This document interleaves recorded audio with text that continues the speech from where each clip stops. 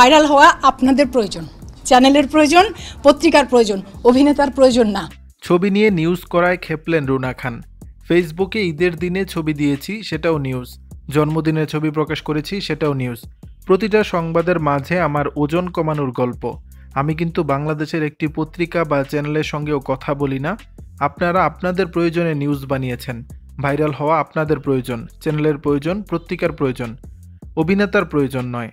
সম্প্রতি ঢাকা ফ্যাশন শোতে হাজির হয়ে সাংবাদিকদের এক প্রশ্নের জবাবে এভাবেই নিজের ক্ষোভ প্রকাশ করেছিলেন অভিনেত্রী রুনা খান।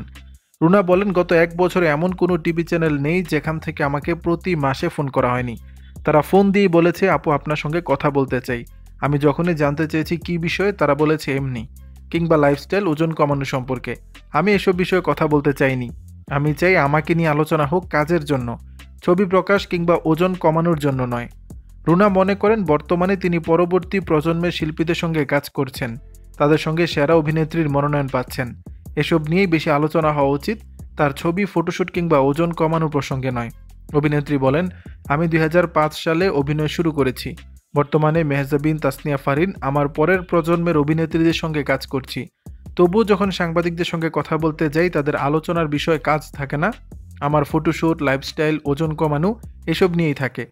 দেখা যায় আমার ওজন কমানোর একটা নিউজ থেকে 1000 নিউজ হয়েছে। দর্শক, বিষয়টি নিয়ে আপনাদের মতামত জানাবেন নিচের কমেন্ট বক্সে।